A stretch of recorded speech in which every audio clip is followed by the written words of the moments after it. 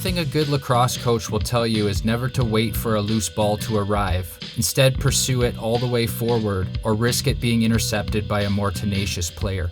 Coaches should demonstrate what they mean in this case, showing what the term attack the ball is all about, while also reinforcing that players should always line up straight on with the ball versus reaching out to the side with their arms. For variation number 1 of this drill, have players line up in pairs 10 to 15 meters apart, rolling a ball back and forth with an underhand motion, for beginners using their hands if necessary. Players can also keep track of the number of successfully completed loose balls in a minute to add a little more competition after a minute of practice.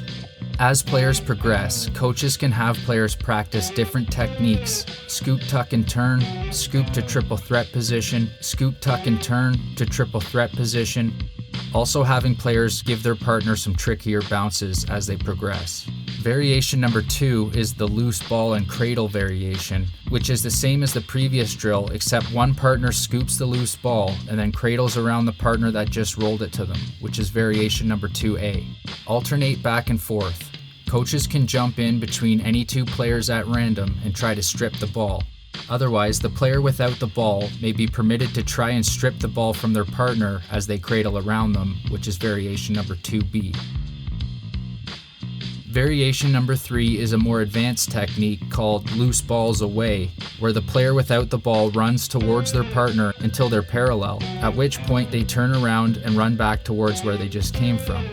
As this happens, the partner then slowly rolls the ball away from them, aiming for halfway towards where they just came from. That player picks up the loose ball and runs back to their original spot. The other partner then repeats the same protocol. Sometimes in a game, usually in a scrum, all you can do is hack at the ball to make it available to pick up, which we call batting the ball.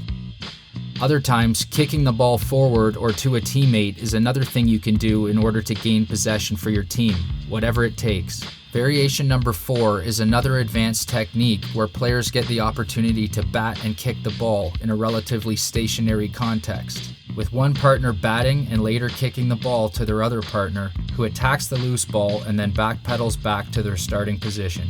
This variation is often very fun for the players and also demonstrates why and how the skills from other sports can come into play and be useful in lacrosse.